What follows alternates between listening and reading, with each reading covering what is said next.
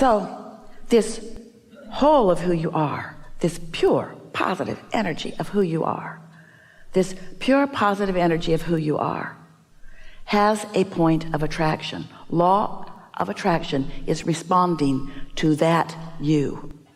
If you've been hanging around with us for a while, you've heard us say, we say it often, one who is connected to this stream of well-being is more powerful than millions who are not.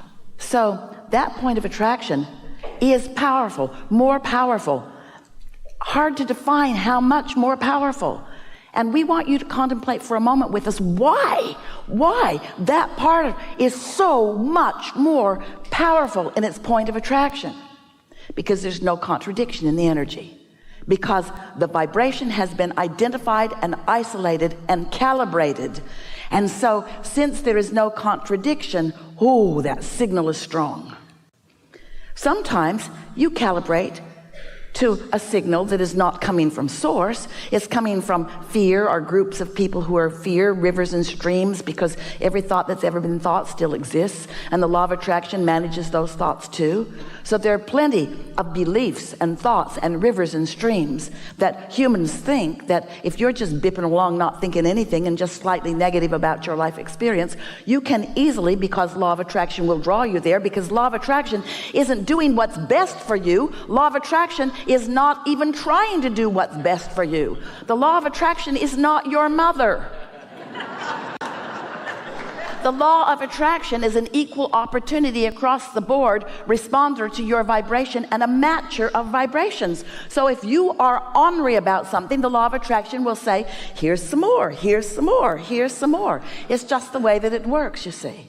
So as the law of attraction is responding to everything that is abounding, you have choices. You can calibrate to wanted or unwanted, but you can't all of a sudden, after you've been calibrated, after you've been noticing, after you've been complaining, after you've been observing, do you know? Heard us say this many times if you've been hanging around with us.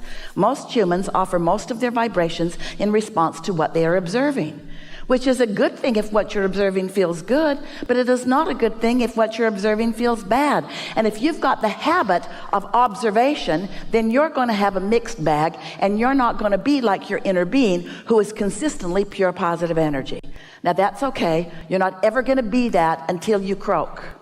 You're not ever going to be that until there is nothing in the physical realm that has your attention. And you came to the physical realm intending to give your attention to things in the physical realm, because calibrating to unwanted gives birth to what is wanted, and that's the evolution of all species. It's the expansion of the universe. It's a good thing, not a bad thing. You just have to decide, once you have taken that step one by knowing what you don't want and asking for more, you just have to decide if you're willing to start looking toward what you're asking for, or if you're going to stay in the defense mode of explaining to someone, usually your mother, why you want it. That's what other humans do to you. You say, I would really like this, and they say, what makes you think you deserve that? Most of the world doesn't have that. Who do you think you are? And you're usually not with it enough to say, I'm source energy in a human body, and I get what I want. You're usually not frisky enough to say, oh, well, it's nice talking to you. I think I'll go over here where I no longer have to talk to you. Because you are seeking calibration from me. Because now, why do you do that? Why do they, why does anybody, why do you seek understanding of others? Why do you want them to get you? Why do you want them to get you? Because if they get you, you feel better. You feel better than if they don't get you. We get that. But why is it important for them to get you? Here's the answer. Here's our answer. Take it or leave it. Here's our answer. The reason that you want humans to get you is because you've forgotten who really gets you. You've lost track of what it feels like to really be tuned in. So we don't want you to tune to this frequency. We don't want you to calibrate to the frequency of source for the power of it, although it is powerful beyond description. We don't want you to calibrate to that for the power of it. We want you to calibrate to that for the pleasure of it. And stop looking for love in all the wrong places. Stop looking for it with somebody who's depressed, or somebody who's jealous, or somebody who's lost. If you're walking along a mountain, it's a nice, great view.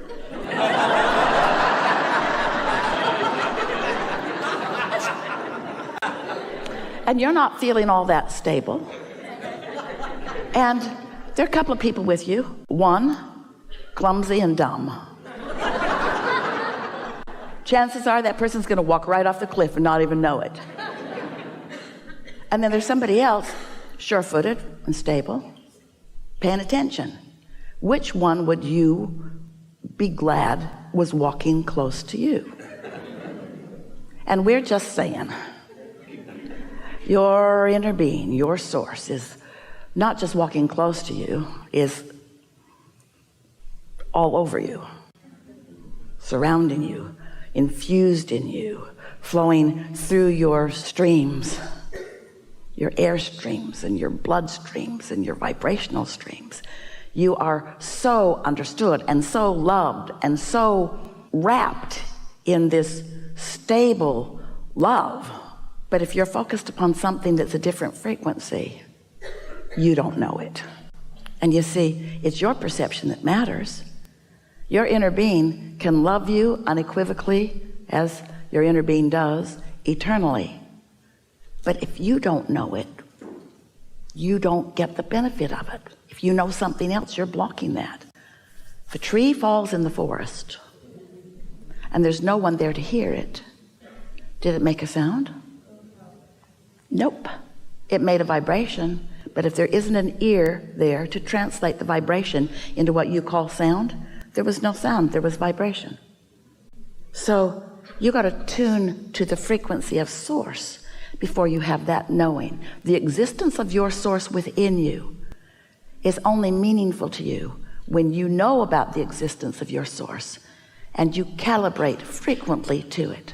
And you know, the more you calibrate to the frequency of your source, the better you'll feel, first of all. But then something else happens. People used to say to us in the early days when we would encourage meditation, and they would begin meditating, sometimes for the first time in their life. And then they would say to us, Abraham, is it normal for all hell to break loose in my life when I begin meditating? And we would say, yep. Because as you calibrate to that frequency of who you really are, when you're not calibrated to that frequency, you notice it more. The more you are that loving being that you are, the more painful it is to be otherwise. You just get so you can't stand it, you see.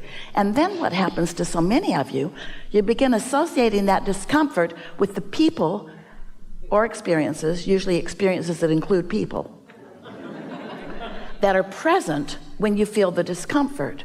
And then you think it's their fault. Because before they were there, you didn't feel this way.